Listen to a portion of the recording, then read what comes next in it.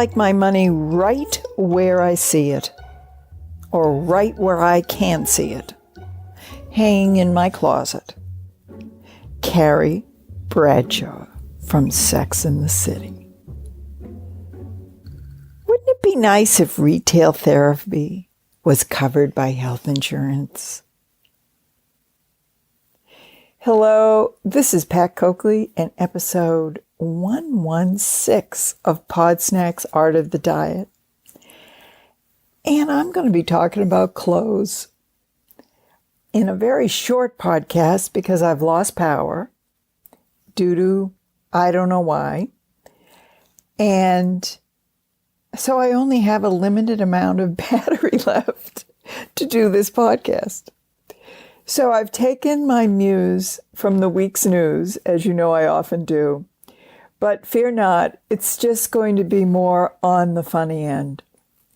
And that the inspiration was the recent indictment of Paul Manafort, a former campaign director of you-know-who's presidential campaign, who was charged for money laundering, conspiring against the United States in some way. There were so many charges, I don't know. But here's the part that I focused in on, because that's how small-minded I am. The guy spent, according to some of the legal documents, over $800,000 for clothes in one store. And I've seen pictures of him, and I'm thinking, man, he spent $800,000 for that look? Oh, Lord. But it made me laugh because, let's face it, we've all spent money on clothes, and it didn't really make us look any better. So I'm sort of feeling it for Paul Manafort this week, because I think he's going to be in stripes in the near future. It may take a while, but I think that's going to be his look. So I've taken a look at some of the comments about his spending and what he got for it, and that's what I'm going to do in this short podcast. It makes me laugh. I'm sorry if you're offended, but it does.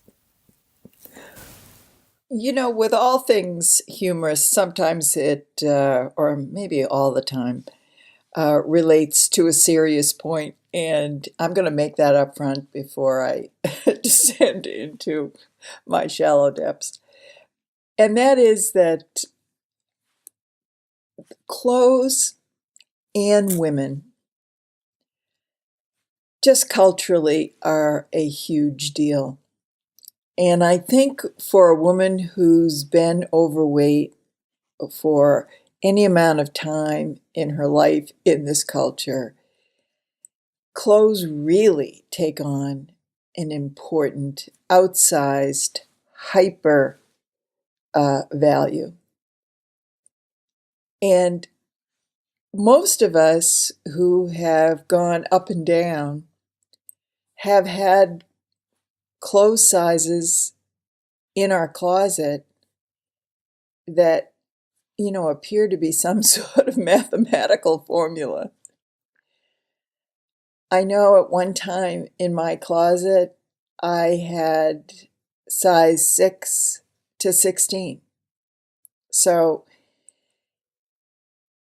the accordion closet, I called it at the time. And so the importance of clothes, we always seem to try to find some outfit that looks good on us, whatever size we are. And maybe our standards change along the way as to what looking good means.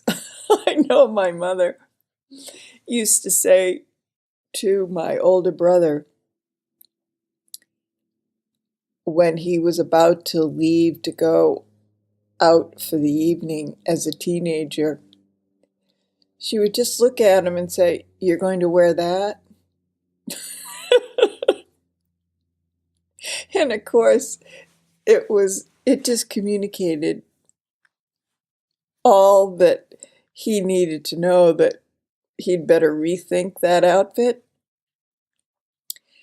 And I think he went out anyway, which I think was my really earliest lesson, that men maybe don't get as hung up on appearances, at least at some point in their lives, as women do. And that message was also brought home to me one time. I actually think it was in 1972, and I was about to leave the US to go and live in Germany because I had a job in Germany. And I was meeting a friend at the Holiday Inn where I was staying because my flight was leaving at midnight or something. And so I was in the Holiday Inn lounge, okay, like in New Jersey somewhere. I forget where I took off from. And I guess at this point in my life, I'm thinking, I'm looking pretty good, okay? It must have been one of those periods. So anyway, I'm sitting there and I'm waiting for my friend. And this guy comes up to me and starts chatting me up.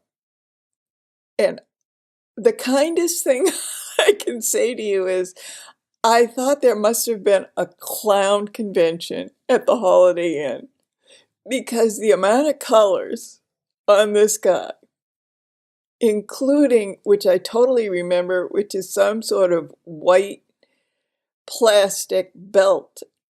He was someone that did a belt, and he should not have been one of those guys doing a belt. But anyway, that's how he appeared. And I could tell he absolutely thought there was a shot of chatting me up with some, end of the evening payoff. And it was just disbelief in my eyes. But then there was a certain amount of admiration I had for this human being who looked so totally comical to me and so unlike someone who might think himself a sex magnet, that he honestly thought he had a shot. And I remember thinking at the time, wow, there is just no way in the world I'd be chatting up somebody if I looked like him. And that's when I realized, his sense of self maybe not as wrapped up in appearances as mine. So those stories will just tell you that I think this podcast will be mainly geared toward women. I don't have that many male listeners anyway. But for those of you who are out there suffering through this, just know that women really, really have to look at clothes in a much more serious way. And that's why these headlines this week about Paul Manafort's choices and budget for clothes really stood out to me. Because I think this is a man whose insecurities were on the par with some of the females I know. And he is like the poster child for retail therapy. Really, just try to look the part, and hopefully you'll be able to be the part. All right, so this guy spent $800,000 in one particular retail store in New York. And the paper has quotes from fashion editors and people associated with these high-end stores. And here's my favorite one.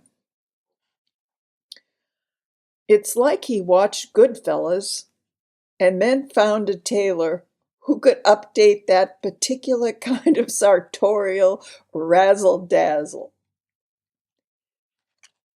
You see a guy like that coming at you, and you know he's either going to shoot you or sell you something.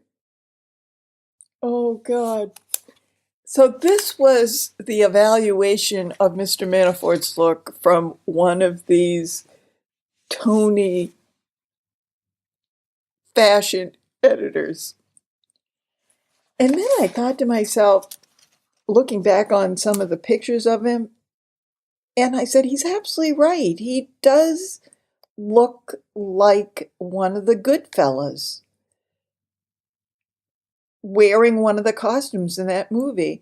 And maybe this was who Paul Manafort really is. I'm either going to shoot you or sell you something. Maybe there's a body in his trunk. I don't know. But this was the look that he achieved. So all I'm saying is that I think Paul Manafort could have achieved the same look had he gone to a Goodwill store. And I perhaps could have achieved some of my same looks by going to a Goodwill store instead of a brand name store. We all have certain illusions that border on delusions about what it's going to take to achieve our look. And I must say, taking the longer view gives me a little more empathy for an $800K bill for appearances. Because when there is an insecurity about appearances, we do some crazy things. I know that there's one woman, I don't know her personally, but her closet is constantly filling up with new clothes with the tags still on. And oftentimes, these clothes go unworn. It is in the purchase of them that she apparently feels a payoff. That maybe this will be a new beginning, this will be her look, this will somehow be the combination that will unlock feelings of feeling good about her look. So I know this is a very serious topic, despite unfortunately enjoying the schadenfreude of Paul Manafort this week. And I'm going to try to find the link to a podcast I did with someone who works for J. Jill. And she shared some of what happens in the dressing room when people come in to try to find that certain look. So that'll be on my show notes page, www.artofthediet.com/116, the number 116. Hopefully next week I'll have power and be able to do a more coherent episode. But for now, thanks for listening, and I'll see you next week.